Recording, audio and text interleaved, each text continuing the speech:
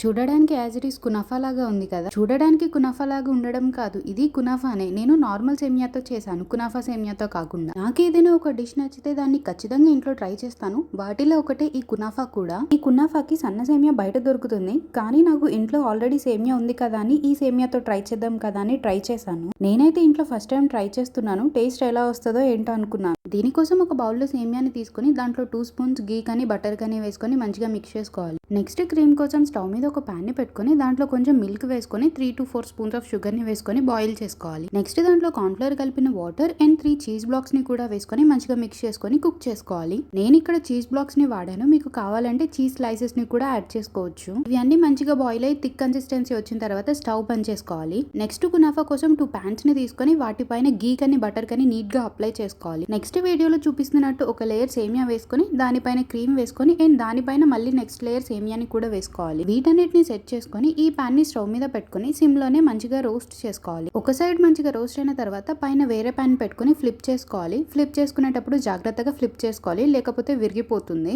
ఇలా రోస్ట్ అయ్యేటప్పుడే పక్కనే మనం షుగర్ సిరప్ ని కూడా రెడీ చేసుకొని పెట్టుకోవాలి. 2 సైడ్స్ మంచిగా రోస్ట్ అయిన తర్వాత దాన్ని సర్వింగ్ ప్లేట్ లోకి తీసుకుని దానిపైన షుగర్ సిరప్ యాడ్ చేసుకుని డ్రై ఫ్రూట్స్ ని కూడా వేసుకోవాలి. అంతా బాగానే ఉంది, టేస్ట్ కూడా యాజ్ ఇట్ ఈస్ కునాఫా లానే ఉంది. కానీ మీరు ఇలా అయితే ట్రై చేయొద్దు. కునాఫా చేయాలంటే కునాఫా సేమియానే వాడండి. ఈ సేమియా అయితే లావుగా ఉండడం వల్ల సరిగ్గా